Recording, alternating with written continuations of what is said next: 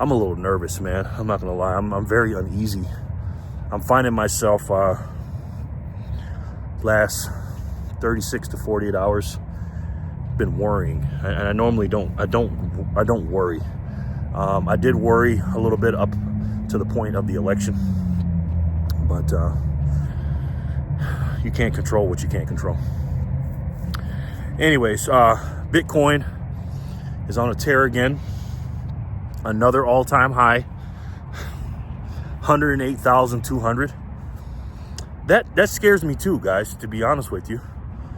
You know, I'm gonna use this video like my diary or something, and tell me in the comment section below if you guys are feeling me on this. I'm nervous about the price for a few reasons. The first reason is, the number one reason is, I get nervous about my Bitcoin sometimes, and maybe sometimes my safety quiet is kept. I think that's the underlying thing I'm worried about, because once you get over 1 million Satoshis, and I talk about that on my Satoshi Saturday, that's a lot of wealth. It just is. You guys may not realize that or understand that, but with these companies, countries, and everybody else gobbling it up, and the race, the arm race that's going to be for Bitcoin here in the future, and if you know, you know, that's scary. That's probably my first thing. I'm scared about my, even if you got it in a multi-sig or something like that, somebody comes to your house or whatever, or somebody sees you out in the street or tries to do something to your family. I'm not really scared about me, just, I don't know. You guys know what I'm saying. Another thing I'm scared of, more of a probability of this happening, is I feel like I didn't stack hard enough, and I'm getting priced out, because everyone has a goal, and I have a goal too. The problem is the price is running up so fast. It's hard to get to that goal. And again, we're getting numb. And I think I said this before we hit 100 grand, that once we hit 100 grand, nobody's going to really care about the all-time highs anymore, right? Nobody's going to care about 105 or 108. Nobody's going to care about 110 like they did before 100,000, right? We cared about 60,000, 40,000, 70,000, 80,000, 30,000, 90,000, 20,000. We cared about that stuff. But now it's like that 10x thing, right? But now that we're at that 6-figure number, I don't think anybody's really going to care really until it maybe gets to 200,000.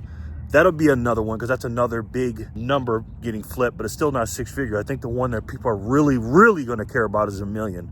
But until then, I think, 200,000, 300,000 to get some noise, but nothing like when we first broke that 100,000. You guys know what I'm saying? You're setting goals, and I got a little complacent, even though I was thinking I was buying like a madman.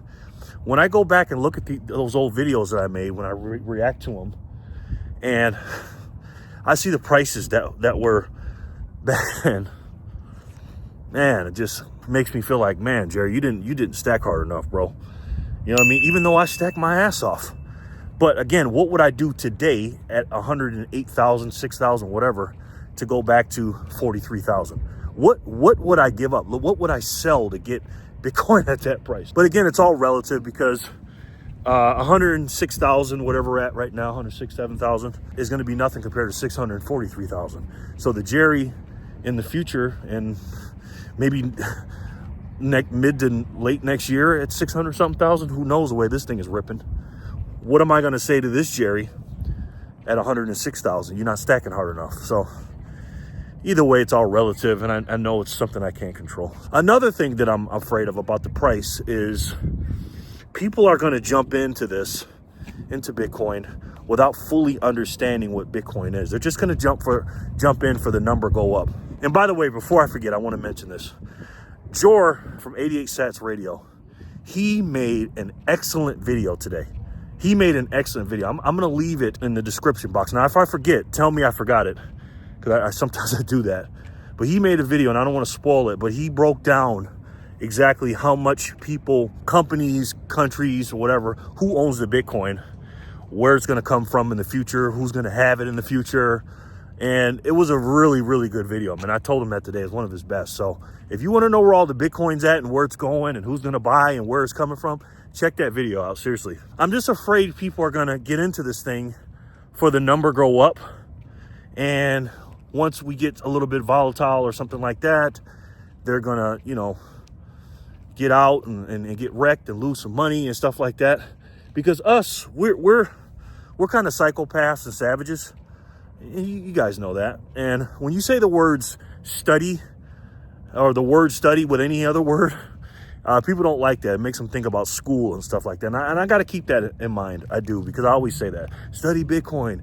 You got to read the books and read the books or eat the bugs, or you got to put the work in and stuff like that. But most people don't want to put the work in. They just don't.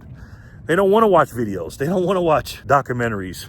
They don't want to study and listen and watch podcasts. They just don't want to do it. And that's the proof of work that Bitcoin is so famous for, you know. And if you don't put that work in, then you're going to get wrecked. Most people do. I got wrecked in the beginning. How did I get wrecked? When I first got in, the first couple weeks, I was studying. I was, but I still was into the gold and silver thing.